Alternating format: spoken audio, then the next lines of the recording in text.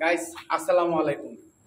আজকে আমরা কিছু বিষয়ে কথা বলবো। রবিউলের বিষয় যে জামালপুর সরষাবাড়ি ওখান থেকে আইয়া সোনারগাঁয়ে আমাদের ফ্রেন্ড সাইকেল ও বন্ধু বান্ধবদের কত বড় ক্ষতি করে গেছে এই বিষয়ে আমার বড় ভাই জসিম ভাই ওনার সাথে কিছু কথা বলবো এবং জসিম ভাই আমার বিষয়ে কিছু কথা বলবো যে আমার কতটুকু ক্ষতি করে গেছে।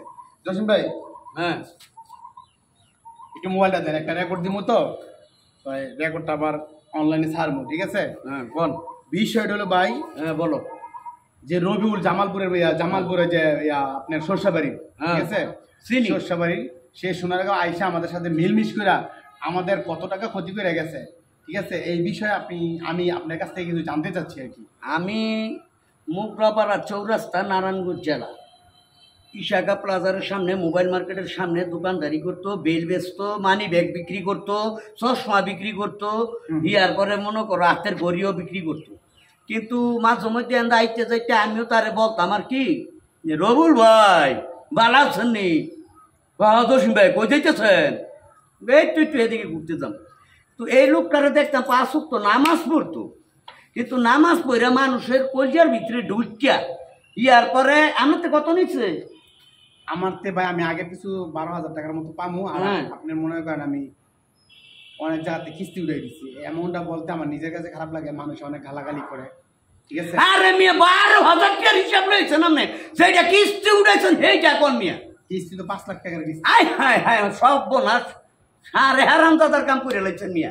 হ্যাঁ এই বিদেশি লোকের মানুষ কিস্তিতে টিয়া তুলতে এরকম কিন্তু আমিও করছি রবুলে সাইবার আমার ভোটার আইডি কার্ডের পাসপোর্ট, হ্যাঁ এই পাসপোর্ট সাইজের ছবি দিয়া 5 বার ব্যাংকেতে টিয়া উড়াই দিছি লোন। লাস্টে তো আমার কপাল শনি বেড়া গাড়ি আমার ফোনটা জ্বালায় আমারে। এমন তো ভাই লোকজন আমার বাসায় যায় কিস্তি ওলার, বুঝছেন ভাই? আর কি কম মনে দুঃখের কথা, আপনার কিস্তিতে টিয়া উড়াই দিচ্ছেন, লোন উড়াই দিচ্ছেন, আপনার নিজের গেছে 12,000। আর আমার আমি গিয়ে আবার ওই দিন রোজা কুরবানি আগে দিয়া আপনার 47,000 টাকা দিয়েছি। কি করছে আমি আসল কথা শুনবেন? যাওয়ার আগে মানুষের কইছে হ্যাঁ নাকি সোনারগাঁও দমদমার মারদেশার লগে জায়গা কিনছে 5%। মানুষও বিশ্বাস করছে যে তো নামাজ পড়ো তুমি 5 ওয়াক্ত, ইয়ে লেগে মানুষ বিশ্বাস করে নিচ্ছে। লাস্টে তা ওই যে একটা সারা চশমার দোকানদারি করে না ভাই জালাল টাওয়ারের মধ্যে, হ্যাঁ নিচ্ছে 50,000, আমাকে বাজারের সব এতে নিচ্ছে মনে হয় 3.5 লাখ।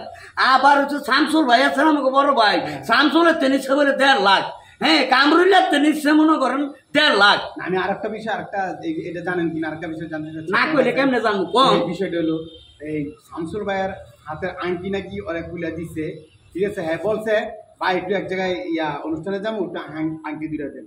পরে শুনতে পারলাম এই আংটিগুলো নাকি বিক্রি করে ফেলাইছে, বিক্রি করে টাকা পয়সা নিয়ে গেছে। কেমনে বিশ্বাস করবেন মানুষের কোন? যেই লোক 5 ওয়াক্ত নামাজ পড়ে মানুষে দেখতাছে আজান দিল হ্যাঁ মসজিদে দৌড় দেয়, হ্যাঁ দোয়ান মান ভালায়া, এই লোকের দ্বারাই যদি এই ধরনের খারাপ কাজ হয় তাইলে তো সম্ভব না। আরেকটা কথা তুমি জানো না, সোনারগাঁও না হলো 60-70টা মাইয়া লগে হ্যাঁ গোপন সম্পর্ক আছিল।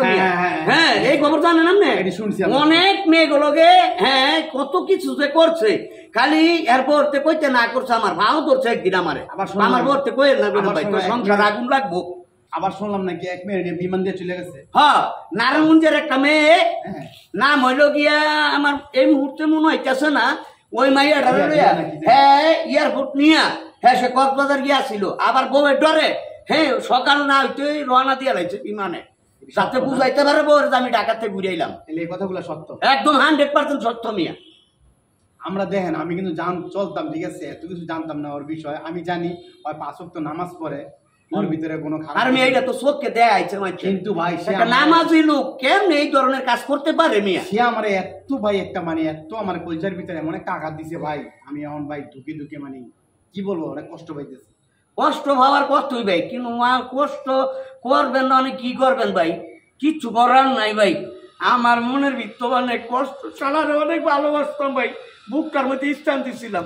আমরা নাটক করি হ্যাঁ বলে নায়ক কইব, হ্যাঁ রে দেখা গুবাইজা উলুতুবা ওরম্বা হ্যাঁ বলে নায়ক কইব ভাই, হ্যাঁ রে মানে টাকাটির ভাত, হ্যাঁ তাই নায়কের ভাত মিয়া।